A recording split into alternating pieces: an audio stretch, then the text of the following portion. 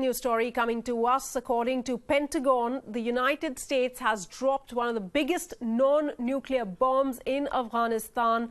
America has just dropped the largest ever non-nuclear bomb on Islamic State targets in Afghanistan. A 21,000 lb weapon dubbed as the mother of all bombs was dropped in Afghanistan's Nangarhar province. This according to Pentagon, and the blast radius is believed to be over 300 meters, and the weapon is described as the father of all bombs. These are inputs coming to us according to reports from Pentagon, and it's the very first time that this weapon has ever been used in combat. Let me get in Pratyush Dubey for the very latest on this. Pratyush, this is a big development, the US taking action in Afghanistan without any hints about it, without any statement or any hint of any action like this from the US. Absolutely.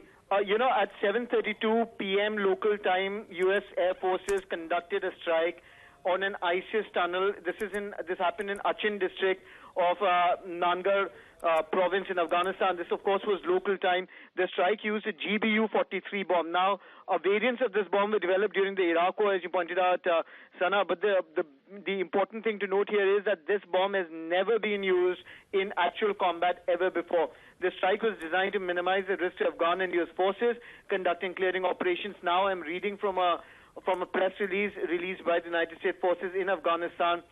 What they have said is that the ISIS module in Afghanistan, their losses have mounted because they are using IEDs, bunkers, tunnels to thicken their defenses.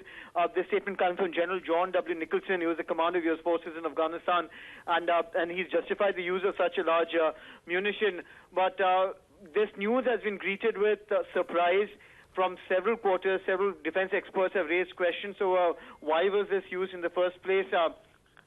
This ordnance is actually exploded about roughly 300 feet above where it is dropped, and this has a blast radius.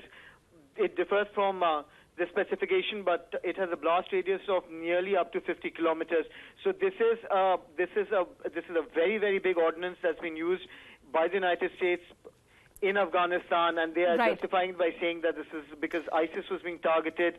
But some people, of course, raising questions of whether there was any need to use this ordnance in this operation at all. Absolutely. Also significant to note here, Pratyush, is that US's National Security Advisor, H.R. McMaster, is also in Kabul right now for talks about Islamic State and Taliban.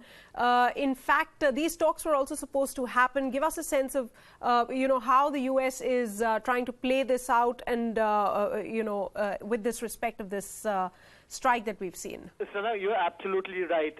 Anyone who's been following the Trump administration would know that they often go for a show of strength rather than substance, really. And this attack and the visuals that we're putting on television screens may be confusing you. These are American troops who are shaking hands with locals, but in fact what they've just done there, and while they claim that this is done to minimize civilian casualty, is going to be very difficult to take stock of really what's happened there. This is a huge bomb.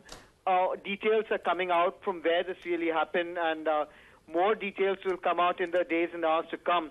But right now what we know is that the United States has used its biggest ordnance in its arsenal that is non-nuclear, without going nuclear, in Afghanistan, a country where it's been engaged for now over a decade, where it has claimed in the past that it has made significant strides against ISIS and terrorist organizations in that country. But today, news of this coming out, the fact that one gets a feeling that that perhaps there is a reason why they have used it, and that reason may have very little to do with operational constraints. Absolutely. This is a big development that we're tracking here on WION. Thanks so much, Pratyush, for joining us with the latest.